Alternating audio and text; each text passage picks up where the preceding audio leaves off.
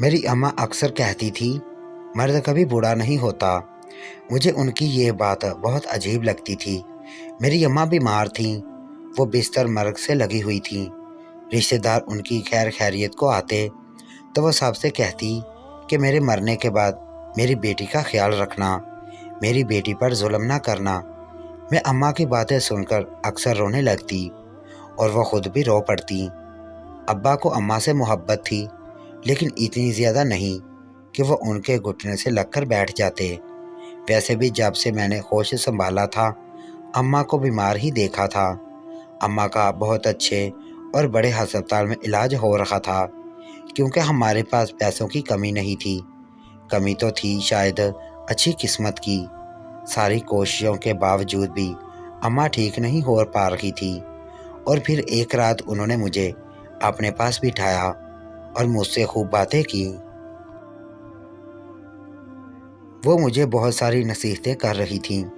مجھے ڈر لگ رہا تھا، میں چاہتی تھی کہ اماں ایسا نہ کریں، وہ بس میرے ساتھ رہیں، لیکن اماں شاید جان گئی تھی کہ ان کا وقت آ چکا ہے۔ وہ وقفے وقفے سے رو رہی تھی اور میں ان سے لپٹ کر رونے لگی۔ اماں نے کہا، مارو اپنی طاقت آپ بننا، کسی پر بے خاص سے زیادہ بھروسہ مت کرنا۔ اور پھر اسی رات وہ چپکے سے اس دنیا سے چلی گئیں۔ ان کے مرنے پر سب سے زیادہ نقصان میرا ہوا تھا۔ میں بہت روئی تھی اور روتی رہی تھی۔ ابا کو افسوس ہوا تھا، لیکن چند دنوں بعد وہ اپنے بزنس، اپنے کام میں مصروف ہو گئے۔ شاید انہوں نے پہلے سے ہی اپنا ذہن بنایا ہوا تھا کہ ان کی بیوی اب نہیں بچے گی۔ میں راتوں کو چھپ چھپ کر روتی تھی۔ اتنے بڑے گھر میں صرف میں، ابا اور ملازم رہتے تھے۔ میرے نہ تو نانا نانی تھے اور نہ دادا دادی۔ رشتہ دار ایک دو بار آئے، پھر انہوں نے بھی آنا چھوڑ دیا۔ میں اکیلی رہ گئی۔ ابا کو تو اپنے کام سے فرصت نہیں ملتی تھی۔ وہ کبھی ایک شہر میں ہوتے تو کبھی دوسرے شہر میں۔ میں اکثر ہفتوں بعد ان کی شکل دیکھتی۔ صرف میں جانتی تھی کہ میں کیسے اپنی زندگی گزار رہی تھی۔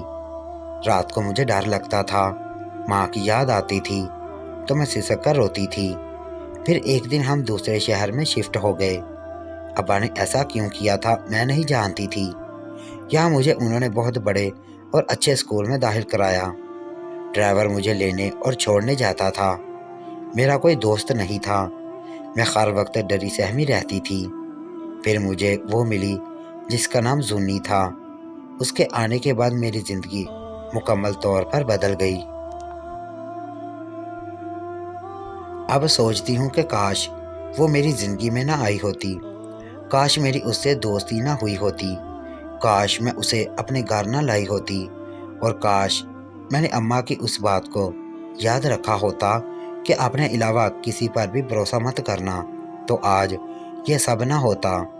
آج میں اس کمرے میں قید نہ ہوتی اور میرا باپ، میرا سگا باپ میرے ساتھ یہ ظلم نہ کرتا، جسے سن کر لوگوں کے سارے شرم سے جھک جائیں، جو ہمارے مذہب میں بھی حرام ہو۔ لیکن اب تو پانی سار سے گزر چکا تھا۔ زونی مجھے اسکول میں ملی تھی۔ کلاس کے کچھ شرارتی بچے مجھے تنگ کر رہے تھے، تو وہ میرے پاس آئی اور ان بچوں سے میری جان چھڑوائی۔ میں نے دیکھا وہ بہت بہادر تھی۔ اس نے پرانا سا یونیفارم اور بیگ پہن رکھا تھا، اور ان بچوں میں سے بھی جو زکوٰۃ کی رقم سے اسکول میں پڑھتے تھے، مجھے وہ اچھی لگی تھی، اور پھر ہماری دوستی ہو گئی۔ وہ بہت باتونی تھی، ہر وقت اپنی باتیں مجھے بتاتی تھی۔ اس کے پاس بیچ کے لیے پیسے نہیں ہوتے تھے اور نہ وہ لنچ باکس لاتی تھی۔ میں اسے اپنے ساتھ کھلاتی تھی۔ اب میں نے اسے اپنے ساتھ اپنے گھر بھی لانا شروع کر دیا تھا۔ اب مجھے اپنے اکیلے پن سے ڈر نہیں لگتا تھا۔ وقت گزرتا گیا اور ہماری دوستی مزید گہری ہوتی گئی۔ اب ہم نے میٹرک کر لیا تھا اور ہم رزلٹ کے انتظار میں تھے۔ میں خوش تھی کہ ہم دونوں اکٹھے کالج جائیں گے۔ پھر زونی نے اداس ہو کر بتایا کہ وہ آگے نہیں پڑھ سکتی، اس کے پاس اتنے پیسے نہیں ہیں۔ میں نے اسے کہا کہ تم پریشان مت ہو، میں اپنے پاپا سے بات کروں گی، وہ ہم دونوں کو ایک کالج میں ایڈمیشن دلا دیں گے۔ اس رات میں اسے اپنے پاس ہی رکھا۔ وہ اکثر رات کو میرے پاس رک جاتی تھی۔ مجھے اپنے ابا کے آنے کا پتہ چلا تھا اور آج میں پہلی بار ان کا انتظار کر رہی تھی، اور اب پچھتاتی ہوں کہ کاش اس وقت میں نے زونی کو نہ روکا ہوتا، اسے اپنے ابا سے نہ ملوایا ہوتا تو آج کہانی الگ ہوتی۔ جیسے ہی ابا گھر آئے، میں آج پہلی بار خوشی خوشی ان سے ملی۔ وہ حیران بھی ہوئے۔ پھر کھانے کی میز پر میں زونی کو ان سے ملوایا۔ وہ جھجک رہی تھی لیکن میں اس کا ہاتھ پکڑ کر لے آئی، اور جیسے ہی ابا کی نظر زونی پر پڑی وہ بس دیکھتے ہی رہ گئے۔ میں نے ابا سے جو بھی کہا وہ انہوں نے نہیں سنا تھا، وہ تو بس زونی کو دیکھے جا رہے تھے۔ پاپا، اب ہم دونوں کو ایک کالج میں ایڈمیشن دلائیں گے نا؟ انہوں نے میری آخری بات سن لی تھی اور پھر کہا، ہاں ٹھیک ہے، تم دونوں اب سے ہمیشہ ساتھ ہی رہو گی۔ ابا کی آنکھوں میں عجیب سی چمک تھی۔ میں خوشی سے زونی کو گلے لگ گئی اور پھر ہم نے کمرے میں آ کر پارٹی کی، پر مجھے اس وقت نہیں پتا تھا کہ ابا کا اپنی بیٹی کی عمر کی لڑکی پر دل آ چکا تھا۔ زونی بہت خوبصورت تھی، بس وہ غریب تھی اور سادہ کپڑے پہنتی تھی، پر اس غربت میں بھی اس کا حسن دمکتا تھا۔ بس اس کے بعد سے ابا اکثر گھر پر رہنے لگے۔ وہ زونی کا پوچھتے تھے، ہمارا ایڈمیشن بھی ہو گیا تھا۔ ابا کی آنکھیں زونی کو دیکھ کر چمک اٹھتی تھیں۔ مجھے لگتا تھا وہ زونی کو میری طرح بیٹی سمجھتے ہیں، پر یہ راز مجھ پر بعد میں کھلا کہ ابا زونی پر بری طرح عاشق ہو چکے تھے۔ ایک دن زونی گھر آئی ہوئی تھی، اس کی سالگرہ تھی اور میں نے اسے پارٹی دی تھی۔ وہ نیچے کچن میں کچھ لینے گئی تھی کہ اب گھبرائی ہوئی اوپر آئی اور چادر اٹھا کر کہا، مجھے گھر جانا ہے۔ میں نے پوچھا، زونی کیا ہوا، تم ایسے کیوں جا رہی ہو؟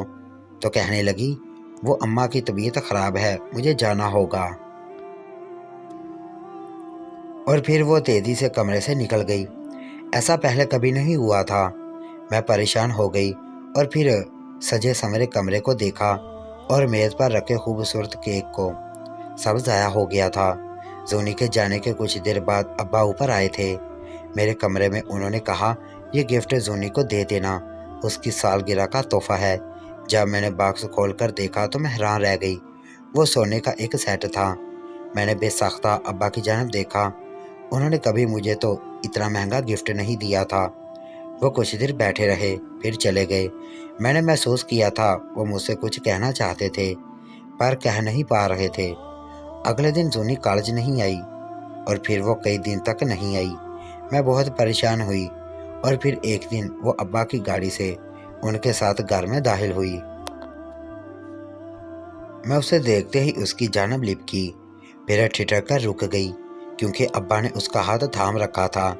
میں نے سوالیہ نظروں سے زونی اور ابا کی جانب دیکھا۔ میرے ایسے دیکھنے پر ابا نے کہا، میں زونی سے شادی کر رہا ہوں، آج سے یہ اسی گھر میں رہے گی۔ مجھے لگا جیسے کوئی دھماکہ ہوا ہو اور گھر کی چھت مجھ پر گر گئی ہو۔ میں حیرانی سے آنکھیں پھاڑے زونی کو دیکھ رہی تھی جس نے سر جھکایا ہوا تھا اور ابا محبت بھری نظروں سے اسے دیکھ رہے تھے۔ میں واپس پلٹی اور اپنے کمرے میں آ گئی۔ اس کے بعد میں خوب روئی۔ مجھے اماں کی بہت یاد آئی۔ اب مجھے پتا چلا تھا کہ ابا زونی کا اتنا خیال کیوں رکھتے تھے۔ میں ساری رات روتی رہی اور 2 دن کمرے سے باہر نہیں نکلی۔ مجھے ابا اور زونی دونوں سے شدید نفرت ہو رہی تھی۔ پھر ابا میرے کمرے میں آئے اور انہوں نے کہا کہ دوسری شادی کرنا میرا حق ہے۔ میں نے زندگی کے قیمتی سال تمہاری بیمار ماں کے ساتھ گزار دیے اور اس کے جانے کے بعد بھی دوسری شادی نہیں کی، لیکن اب مجھے محبت ہو گئی ہے اور مجھے ہر قیمت پر زونی سے شادی کرنی ہے۔ اس سے تم دونوں بھی ہمیشہ ساتھ رہو گی۔ میں ابا کی باتوں سے جان گئی تھی کہ وہ اب پیچھے ہٹنے والے نہیں ہیں۔ میری رات پر رو کر گزری، لیکن اب میں نے خود کو سنبھال لیا تھا۔ باتیں جہاں تک ہوتی تو میں برداشت کر لیتی، لیکن جو اگلے دن ہوا اس نے میری روح فنا کر دی۔ ابا نے زونی کی امی یعنی اپنی ہونے والی ساس کو گھر بلایا تاکہ شادی کی بات ہو سکے۔ منگنی تو پہلے ابا ہی زونی سے کر چکے تھے۔ زونی کی ماں سامنے صوفے پر بیٹھی تھی۔ میں نظر جھکائے بیٹھی تھی۔ مجھے زونی اور ابا دونوں کی شکل نہیں دیکھنی تھی۔ میں اپنی بیٹی کی شادی آپ کے ساتھ کرنے کو تیار ہوں، پر میری ایک شرط ہے۔ زونی کی امی نے شرط کہا، مجھے آپ کی ہر شرط منظور ہے۔ ابا تیزی سے بولے، پہلے سن لیں شرط کیا ہے؟ زونی کی امی نے سرد لہجے میں کہا تو ابا سیدھے ہو کر بیٹھ گئے۔ اگر آپ میری بیٹی سے شادی کرنا چاہتے ہیں تو آپ کو پہلے اپنی بیٹی کی شادی مجھ سے کرنی ہوگی۔ سونی کی امی نے گویا بم پھوڑا تھا۔ میں نے جھٹکے سے سر اٹھا کر اسے دیکھا، وہ مجھے ہی دیکھ رہی تھی۔ میرا ان سے بہت کم سامنا ہوا تھا اور ہر بار ملنے پر وہ مجھے ایسے ہی گھورتی تھیں۔ یہ کیا کہہ رہی ہیں آپ؟ ابا جھٹکے سے اٹھ کھڑے ہوئے۔ میری یہی شرط ہے، آپ کے پاس کل تک کا وقت ہے، سوچ سمجھ کر جواب دے دیں۔ اور زونی کا ہاتھ تھامتے ہوئے چلی گئی، جبکہ میں تو وہیں ڈٹ گئی۔ یہ میری زندگی میں کیا ہو رہا تھا؟ مجھے کچھ سمجھ نہیں آ رہا تھا۔ ایک عورت کی عورت سے نہیں ہو سکتی شادی۔ کچھ دیر بعد اماں میرے کمرے میں آئے اور کہا مجھے ہر قیمت پر زونی چاہیے، تمہیں بدلے میں میری ہونے والی ساس سے شادی کرنی ہوگی، میں بعد میں طلاق دلوا دوں گا۔ اور ابا نے میرے چیخنے چلانے کی پرواہ نہ کی، مجھے کمرے میں بند کر دیا۔ کتنا بے حس انسان تھا وہ مجھے آج پتہ چلا تھا۔ اور زونی، پھر اس نے ایسا کیوں کیا؟ اب میں کمرے میں بند اپنی قسمت کو کوس رہی تھی، جانتی تھی کہ اب میری کوئی نہیں سننے والا تھا۔ اور پھر ایسا ہی ہوا۔ اگلے دن میرا زونی کی ماں سے نکاح کر دیا گیا۔ میرا دل کر رہا تھا کہ مجھ کھا کر مر جاؤں۔ نکاح کے بعد بھی مجھے کمرے میں قید رکھا گیا تھا تاکہ میں بھاگ نہ سکوں۔ مجھے اپنے آپ سے نفرت ہو رہی تھی۔ تھوڑی دیر وہ عورت جس سے میری شادی ہوئی تھی کمرے میں آ گئی۔ میرے چہرے پر گھونگھٹ تھا اور میں ہولے ہولے رو رہی تھی۔ میں کمرے میں اس کے چلنے پھرنے کی آوازیں آ رہی تھیں، لیکن میں نے سر اٹھا کر نہیں دیکھا۔ اور پھر اس نے میرا گھونگھٹ اٹھایا تو میں نے جیسے ہی سر اٹھا کر دیکھا تو میری چیخ نکل گئی۔ اس نے میرے منہ پر ہاتھ رکھ دیا۔ میرے سامنے زونی کی امی نہیں بلکہ ایک ہوبرو سا نوجوان بیٹھا تھا۔ میں جھٹکے سے پیچھے ہٹی اور پوچھا، کون ہو تم؟ اس پر اس نے کہا کہ تمہارا شوہر ہوں۔ میں حیرانی سے اسے دیکھ رہی تھی۔ پھر اس نے ایک جانب اشارہ کیا تو وہاں کپڑے پڑے ہوئے تھے، وہی کپڑے جو زونی کی امی نے پہن رکھے تھے۔ میری کچھ سمجھ میں نہیں آ رہا تھا۔ پھر اس نے کہا، میرا نام نسیم ہے اور میں زونی سے 10 سال بڑا ہوں۔ زونی کو ماں کی کمی محسوس نہ ہو اس لیے میں اس کے سامنے امی بن کر رہتا ہوں۔ مجھے تم بچپن سے ہی بہت پسند ہو، پر مجھے بھی پتہ نہیں تھا تم سے شادی ہو جائے گی میری۔ پر تم نے لڑکی بن کر شادی کیوں کی مجھ سے؟ میں نے پریشانی سے پوچھا، کیونکہ تمہارا باپ تمہاری شادی کسی مرد سے ہونے نہیں دے گا۔ اس نے دھماکہ کیا، کیا مطلب؟ میں ہکلائی، تمہاری اماں نے مرنے سے پہلے ساری دولت تمہارے نام کر دی تھی اور تمہاری شادی کے بعد وہ سب جائیداد صرف تمہاری رہے گی، نہ تمہارے باپ کو مل سکتی ہے نہ شوہر کو۔ چنانچہ میں نے تمہارے باپ کو بات کرتے ہوئے سنا کہ وہ تمہیں اس گھر میں ہمیشہ کے لیے قید کر کے رکھے گا تاکہ یہ جائیداد کسی اور کے ہاتھ نہ لگے۔ یہ بات سن کر میں نے سر تھام کر بیٹھ گئی اور رونے لگی۔ تب وہ میرے قریب آیا اور کہا کہ فکر نہ کرو، اب تم میری بیوی ہو، مجھے تمہاری جائیداد سے کوئی مطلب نہیں ہے۔ اور ہاں، زونی کو میں نے ہی کہا تھا کہ وہ تمہارے ابا کو شادی کے لیے ہاں کر دے تاکہ میں تم تک پہنچ سکوں۔ یہ سب پلان کا حصہ تھا۔ زونی کا نکاح بھی پہلے ہی اپنے دوست سے کرا چکا ہوں، وہ بس ڈرامہ کر رہی ہے۔ میں بے اختیار رو رہی تھی۔ دولت کی ہوس نے میرے باپ کو کس قدر اندھا کر دیا تھا کہ انہوں نے سالوں پہلے اپنی بیوی کی قدر نہیں کی اور اب انہوں نے اپنی لائی میں میری قربانی دے دی۔ پر شاید یہ میری ماں کی دعائیں تھیں جس نے مجھے بچا لیا تھا۔ میں جانتی تھی ابا کو جب حقیقت پتہ چلے گی وہ پاگل ہو جائیں گے، پر میں بھی یہی چاہتی تھی۔ وہ کچھ نہیں کر سکتے تھے۔ لالچ کا انجام برا ہی ہوتا ہے، یہ مجھے آج سمجھ آیا تھا۔